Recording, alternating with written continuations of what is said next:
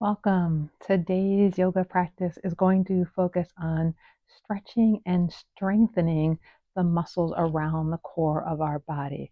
So, the core is generally considered to be the front muscles of the abdominals, the side obliques, the mid and lower back muscles. Having strong core is so important to help decrease lower back pain and discomfort, and really just to help us move better in our everyday activities. So we'll start with some stretch. Have a blanket nearby. It will help make some of the poses that we're going today more comfortable. And meet me lying on your back. Okay, so we'll start lying on the back for a stretch. We'll be doing pelvic rocks. So I have my knees bent, my feet flat on the floor. You might want to take your fingertips so that you can feel your front hip points. The area between those two pelvic bony protuberances is an area that you want to engage when we do our movements. So we'll start with a pelvic rock. We're going to begin by arching. So we press our tailbone into the ground, lifting, creating more space in our lower backs. And then we go in the other direction by scooping, taking our tailbone into a curl, pressing the lower back into the ground as we draw in the muscles in between those two hip points.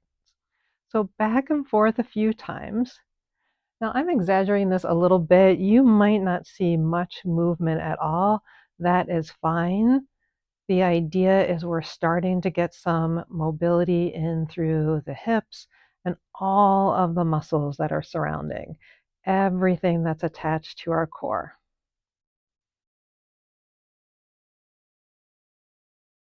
And so when we press our tailbone down, you might breathe in, feeling the natural rise of your stomach. And then exhale, you'll feel everything pull in as you press your lower back to the floor. Just a few more like this.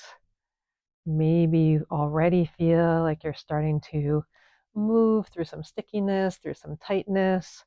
Arms can rest wherever is comfortable for you. And then settle back into in between. That's going to be important when we do other movements, a neutral position.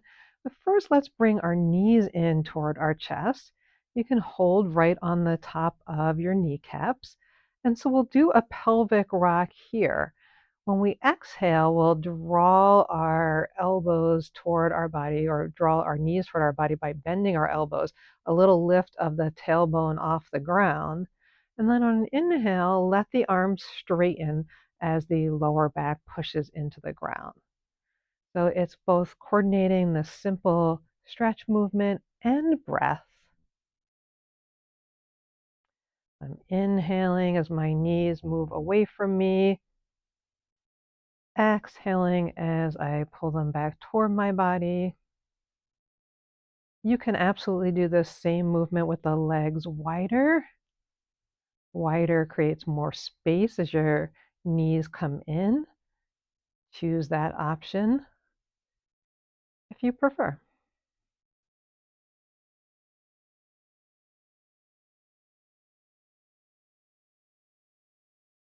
And a few more.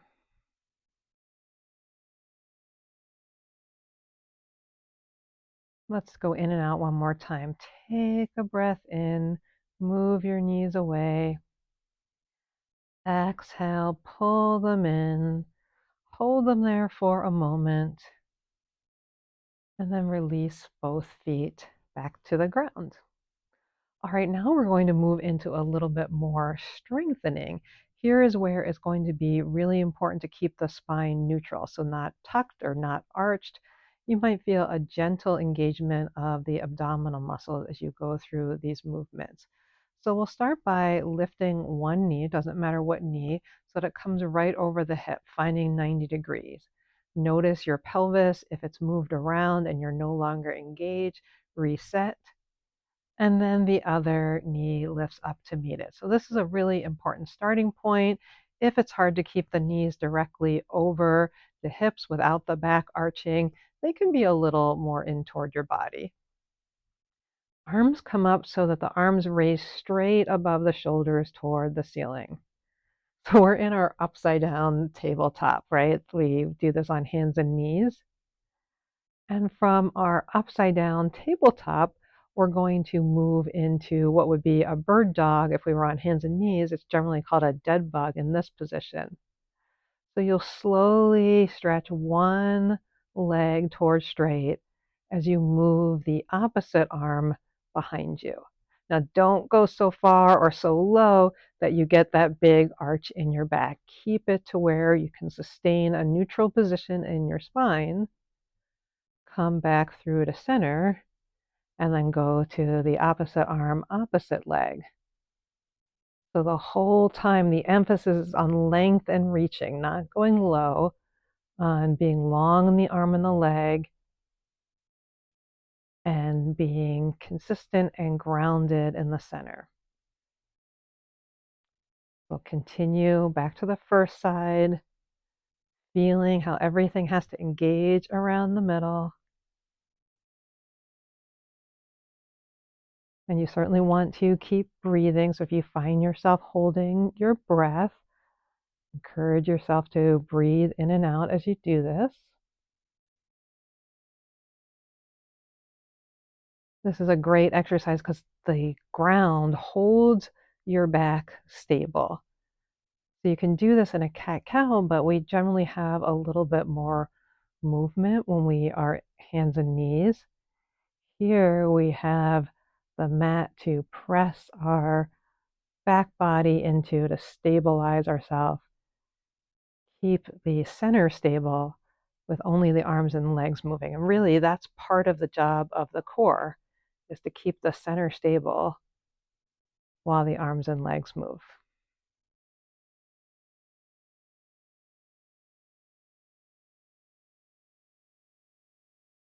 All right, let's do one more each side, and we'll hold for a moment with this rep. Reach out your arm, your leg. Maybe you're a little lower before, but remember the goal is to be long while the center is stable. Take another in-breath here. Then exhale back to center. Last time, last side. Reach out long.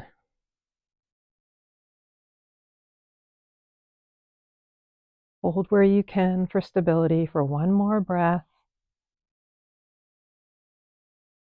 And then come back through center. You can bring the feet down or maybe bring the knees in for a hug for a moment. And then roll to your side and meet me in a hands and knees position. From kneeling, we're going to come down to lying on our fronts. Now I have my blanket here. We're going to be doing some back bending. So I like to have my in the rectangular position and maybe do a long fold.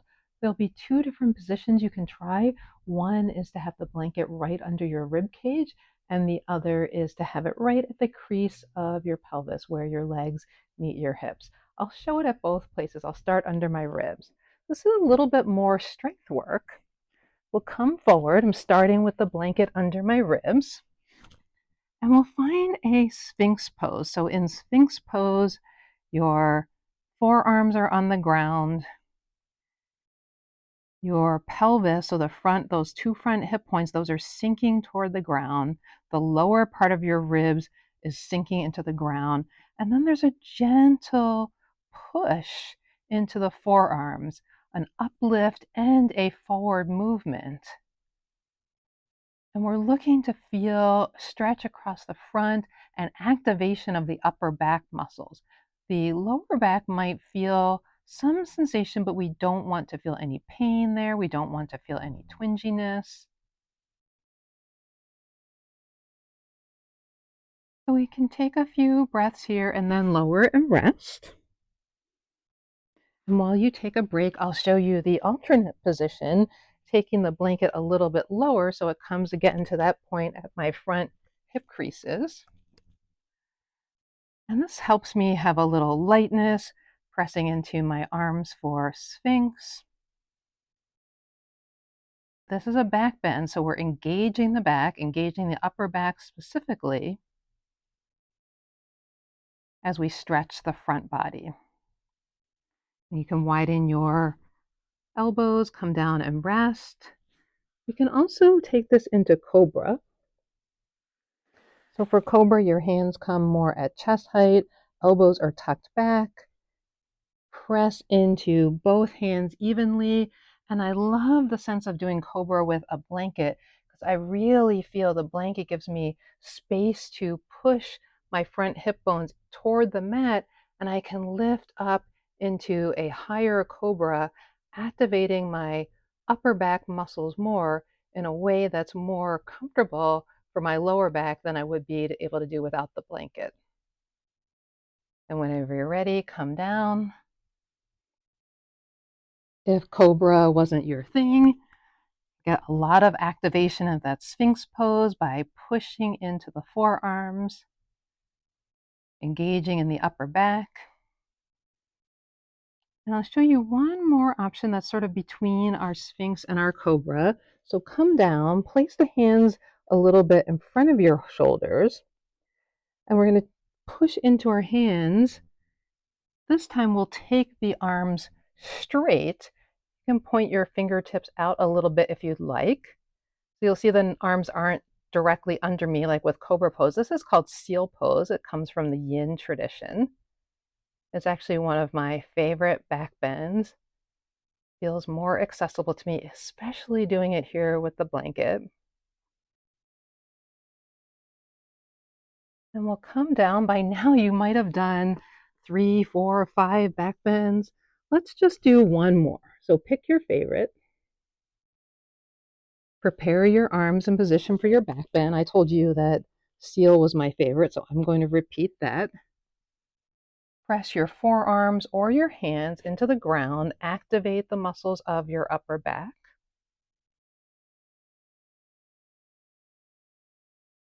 Take another breath. We want to keep breathing in back bends, no holding of the breath. And then gently ease yourself back to the mat. Take a rest.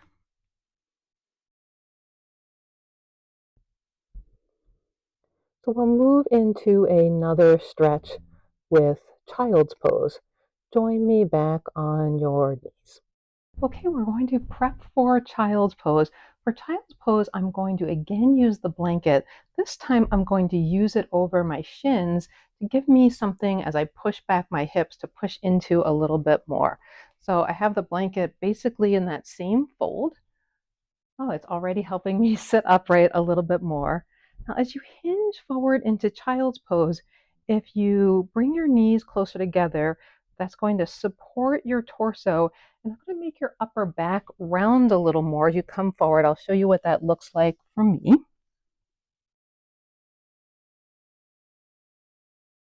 If you widen your knees, that's going to create more space for your torso and it'll have a different sensation on your mid and lower back as you extend your body just a little bit more.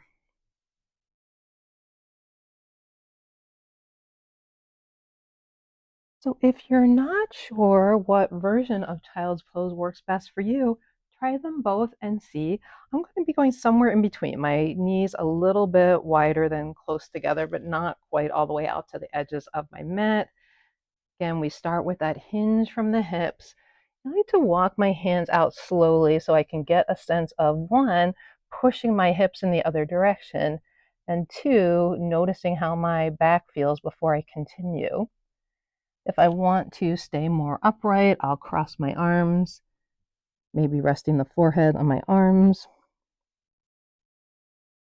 If my back is wanting to reach further, I'll walk my arms out and let my forehead rest on the mat. And we'll be here for a few breaths in this stretch.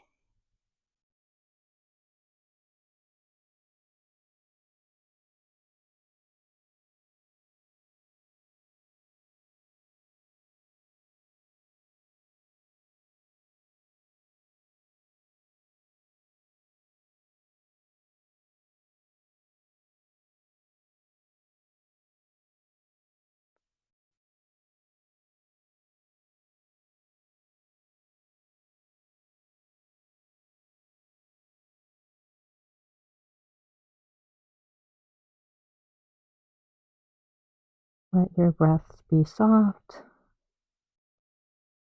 Perhaps you can feel your muscles letting go and releasing a little more with each breath.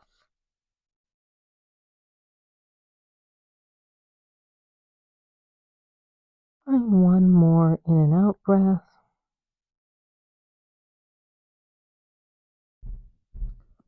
And then begin to walk your hands in. We're going to return to a lying position to finish with a rest. As I come down to lying, I have the same blanket here. I'll give you a few different options to find a comfortable lying position with the blanket. The first, many of you have probably tried already, is having the blanket right under your knees, extending the legs out long. Arms can come by your sides. So for many people, this support of the blanket offers more comfort in the low back as they take a rest. Stay there if that's working for you. I'll show you the next one. So for the next version, I just discovered this actually. Take the blanket a little bit higher so that's under my upper thighs. I come back down. Again, let my leg extend the same way. I love this version. This gives me more spaciousness in my lower back than the first version. If you've never tried it, give it a try like I did. See if that's helpful for you. Once again, stay right there. I'll give you one last option. So for this last option for rest, the blanket's moved up a little bit more so it can support you right under your hips or really right under your tailbone. You might need to adjust slightly as you come down. And now when you stretch out your legs, your back is supported. Bonus here is going to be a stretch for the hip flexors, these front parts of our hips under those points that I pointed out to you earlier. So hip flexors can get so tight from our everyday lives. They do lead into our core muscles. Really, they're part of our core muscles. So finding a release for them is really one great option, great way to rest. Whichever resting position you chose, we're going to stay here for a few moments of quiet, a few moments of release from our strength and stretch core practice.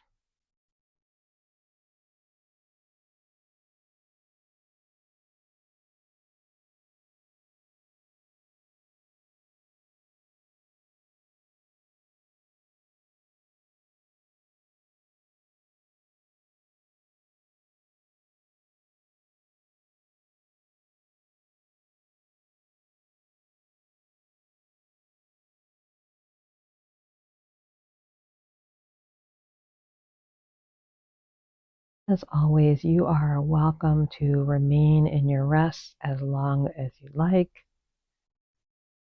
or if you're ready to come out,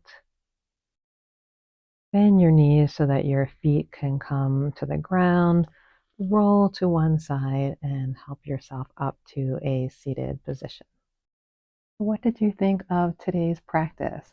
I would love to hear below if these movements, the strength and stretch work, gave you more ease in your body, if you're feeling more comfortable, especially around the area of your core. Give me a like, subscribe to my channel. It really helps. It helps YouTube know who's watching and send my videos out to other people as well. I hope you'll join me again. Enjoy the rest of your day.